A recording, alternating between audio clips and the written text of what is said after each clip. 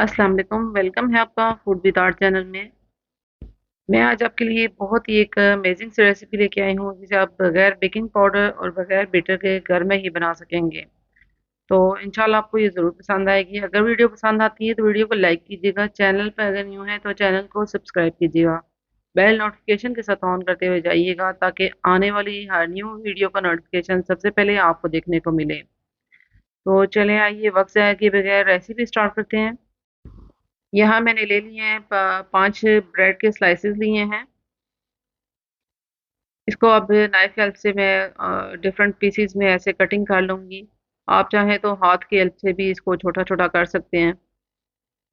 उसके बाद मैं इसको ग्राइंड कर रही हूँ। जैसे हम ब्रेड क्रम्स बनाते हैं ना, बिल्कुल वैसे ही आपने इनसे ब्रेड क्रम्स बना लेने हैं। फिर हमने इसको ड्राई नहीं करना, मैंने इसको जस्ट जो है 2 से 3 मिनट के लिए कुक किया है।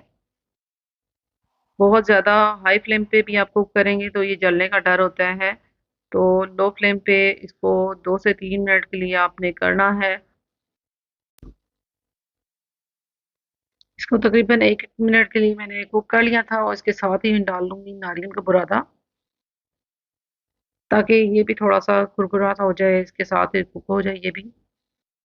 नारियल टोटली ऑप्शनल है, अगर आप डालना चाहें तो डाल सकते हैं, वरना सिर्फ ब्रेड क्रम्स में भी ये रेसिपी बन जाती है।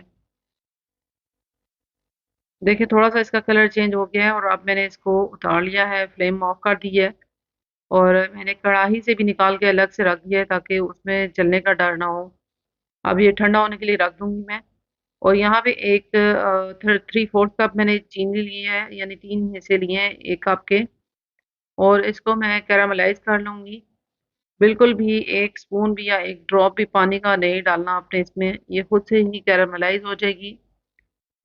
आपको लग रहा होगा कि यहाँ पे मैंने शायद बहुत ज़्यादा फ्लेम हाई कर दी है, बिल्कुल भी फ्लेम हाई नहीं है और यहाँ पे कैरामलाइज़ हो रही है, काफ़ी टाइम लगा था। मेरा ख़्याल है 5 से 7 मिनट तो लगे ही थे कैरामलाइज़ होते हुए।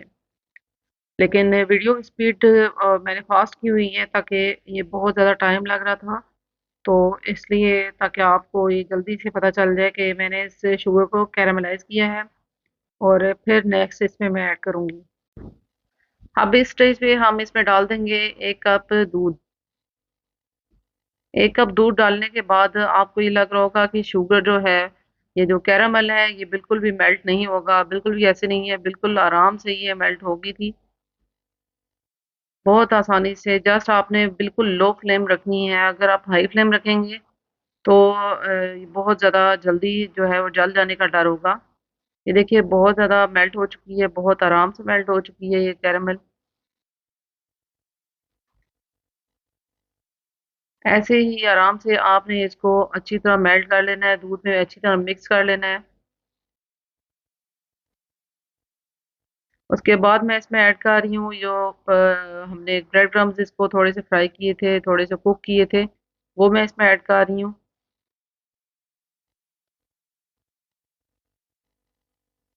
और आप इसका कलर चेक करें, कितना ज़बरदस्त कलर लग रहा है ना इसका, बहुत ही मज़ेदार और बहुत ही यम्मी सी रेसिपी हमारी बन के रेडी होने वाली है। और बगैर किसी झंझट के और बगैर किसी मेहनत के आप ये रेसिपी बहुत आसानी से बना के तैयार करेंगे।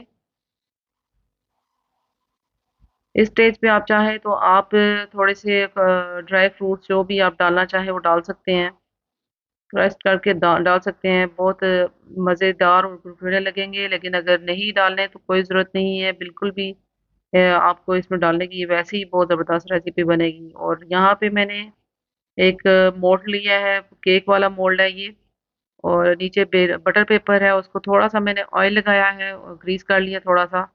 और ये देखिए ये हमारा केक बनने जा रहा है, बहुत ही ज़बरदस्त और बहुत ही मज़ेदार रेसिपी।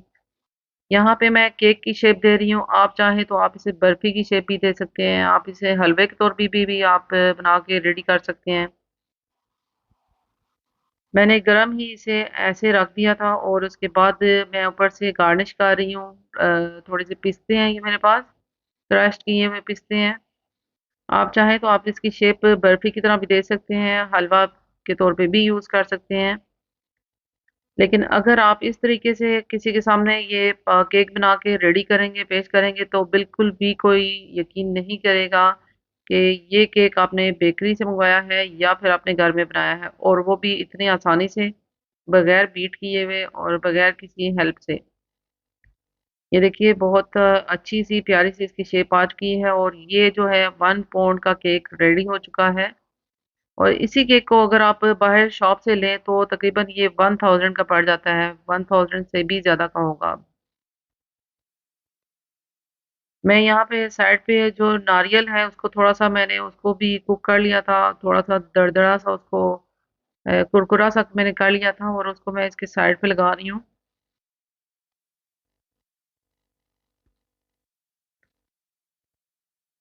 ज़रूर इस रेसिपी को ट्राई कीजिएगा, मुझे यकीन है कि आपको ये रेसिपी बहुत पसंद आने वाली है। इसकी शेप भी आप अपने मर्जी के हिसाब से दे सकते हैं। आप इसको, अगर आपके पास मोल्ड है स्क्वायर शेप में या फिर आपके पास गोल शेप में है, तो आप इसकी स्क्वायर शेप में भी इसकी शेप दे सकते हैं। ये देखिए मैं कटिंग करके आपको दिखा रही हूँ, और बिल्कुल भी ये बिखरा हुआ नहीं है, बिल्कुल बहुत आसान और बहुत ही मज़ेदार रेसिपी है। ज़रूर इस रेसिपी को बना के ट्राई कीजिएगा, और बगैर किसी मेहनत के ये बन के रेडी हुई है। और आप इसे, अगर देर हो गई है आपको कुछ मीठा बनाने में दावत में, तो आप इस रेसिपी को फटाफट से बना सकते हैं। ना इस रेसिपी में बीटर यूज हुआ है, ना ही ओवन यूज हुआ है, और ना ही अंडे यूज हुए हैं। बेकिंग पाउडर भी आपने यूज नहीं किया, आपने देखा ही है। तो है ना आपके लिए ये एक मज़ेदार और सरप्राइजिंग सी रेसिपी। इसी तरह आप भी बना के सबको हैरान कर दें। इंशाल्लाह आऊंगी इसी तरह एक नेक्स्ट वीडियो में नेक्स्ट अमेजिंग सी रेसिपी के साथ। जब तक के लिए मुझे इजाज़त दीजिएगा। Thanks for watching. Allah Hafiz.